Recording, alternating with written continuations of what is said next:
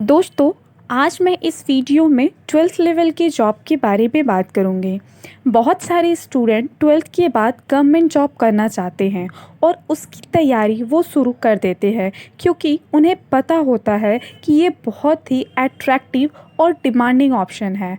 तो दोस्तों, प्रयास क्लासेस चैनल में आपका स्वागत है। और दोस्तों, अगर आप हमारे वीडियो वॉच कर रहे हैं और आपको अच्छी लगती है तो प्लीज़ इसे सब्सक्राइब कर दें ताकि जो भी हमारा नोटिफिकेशन होगा सबसे पहले आप तक पहुंचेगी। तो नंबर 1 पे बात करते हैं एसएससी सीएचएसएल की, यानी कि कंबाइंड हायर सेकेंडरी लेवल। इसका जो एग्ज़ाम होता है एसएससी करवाते हैं और ये साल में एक बार होता है।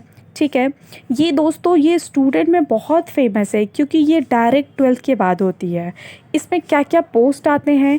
एलडीसी आता है, यानी कि lower division clerk, upper division clerk, data entry, postal assistant. ठीक है, तो पोस्ट इसमें काफ़ी अच्छी मिलती है।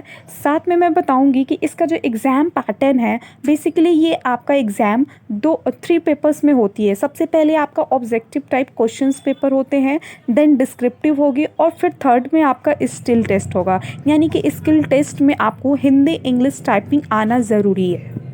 और इसकी जो सैलरी होती है 18,777 से मिनिमम 31,000 तक का आपका सैलरी पैकेज रहता है। ठीक है, सेकेंड नंबर पे बात करते हैं एनडीए, यानी कि नेशनल डिफेंस एकेडमी।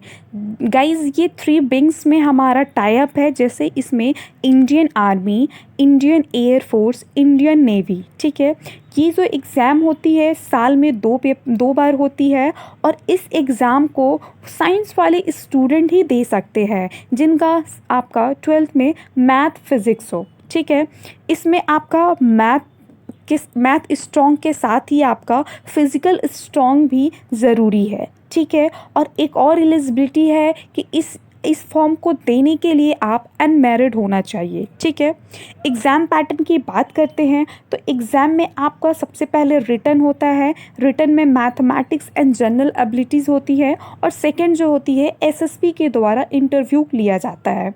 ठीक है, ट्रेनिंग के बाद इस पोस्ट के लिए अलग अलग सैलरियाँ डिफाइन की दी जाती है, जिसमें आपका बेसिकली 56,000 से लेके 2.5 लाख का पैकेज है और इसके साथ फैसिलिटीज़ अलग प्रोवाइड की जाती है। थर्ड नंबर पे आती है हमारी एसएससी स्टेनोग्राफर, यानी कि grade C and grade D. ठीक है, ये एसएससी द्वारा ही एग्ज़ाम लेते हैं और साल में ये आपका एक बार ही होती है। ठीक है, इसका जो एग्ज़ाम पैटर्न होता है बेसिकली ऑब्जेक्टिव क्वेश्चंस आएंगे। ठीक है, और इसमें सबसे खास बात है कि मैथ्स नहीं होती है। दूसरा जो है आपका स्किल टेस्ट लिया जाता है, जिसमें आपको शॉर्ट हैंड यानी कि टाइपिंग आना मस्ट है, यानी कि टाइपिंग आपका ज़रूरी है।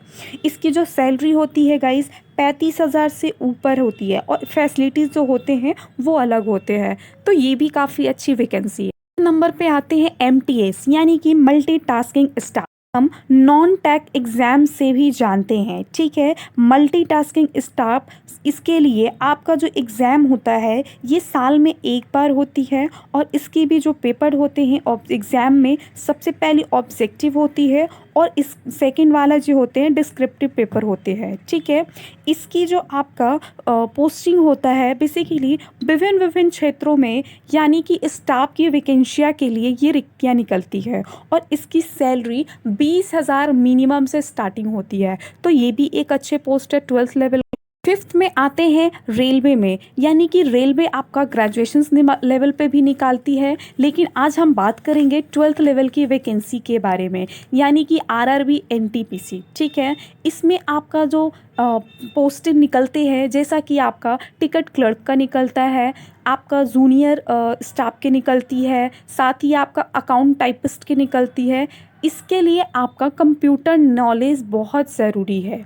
ठीक है, इसकी जो एग्ज़ाम होती है प्रीलिम्स एंड मेंस 2 पेपर में एग्जामिनेशंस होते हैं और इसकी जो सैलरी होती है 20,000 से ज़्यादा होता है। ठीक है, ये जबकि आपका नॉन टेक्निकल पॉपुलर कैटेगराइज में ही आती है।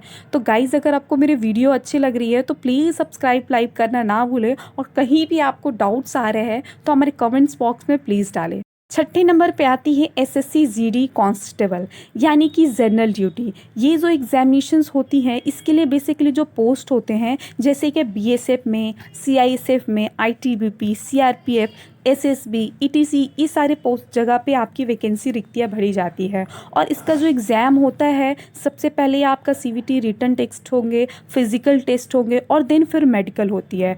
गाइज इसकी सैलरी भी काफ़ी अच्छी है, मिनिमम 21,000 से स्टार्टिंग है और फैसिलिटीज़ अलग मिलती है। 7वें नंबर पे आता है स्टेट पुलिस, जो कि आपका राज्य स्तर पे वैकेंसी होती है और इसके लिए हर राज्य के अलग अलग अपने सिलेक्शन प्रोसेस होता है। ठीक है, इस जॉब के लिए आपको फिज़िकल फिट होना बहुत ज़रूरी है।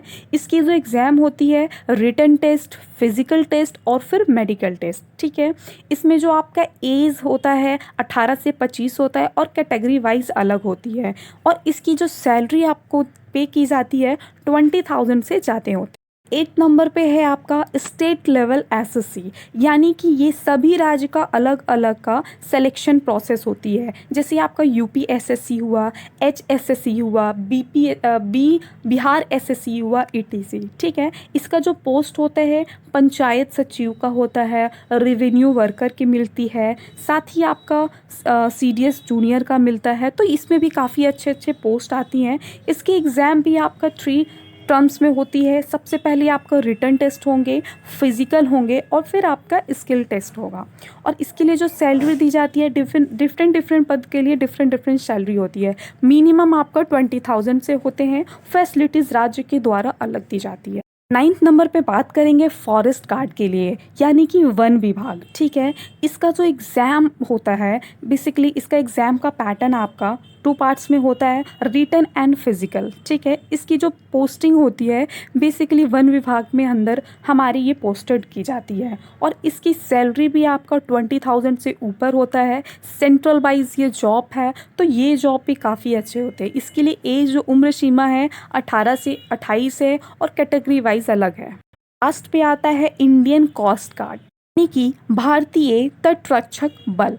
इसके लिए भी आपका 10th में फिज़िक्स मैथ्स होना ज़रूरी है। ठीक है, इसकी जो एग्ज़ाम पेपर होती है रिटन एंड फिज़िकल होते हैं। साथ में बताऊंगी कि एज जो लिमिट होगा 18 से 22 होगा और इसकी सैलरी 21,000 होती है। ठीक है, यानी कि विभिन्न समुद्री तट की ये रक्षा होती है। तो गाइज़ हमने आपका 10 जॉब बताया, तो अभी आपको क्या करना है आपको भी समझ में आ गई होगी। और हमारी वीडियो अच्छी लगी तो प्लीज़ सब्सक्राइब शेयर करना ना भूलें। ऐसे ही मैं हर अपडेट आपके लिए लाती रहूँगी। Thank you.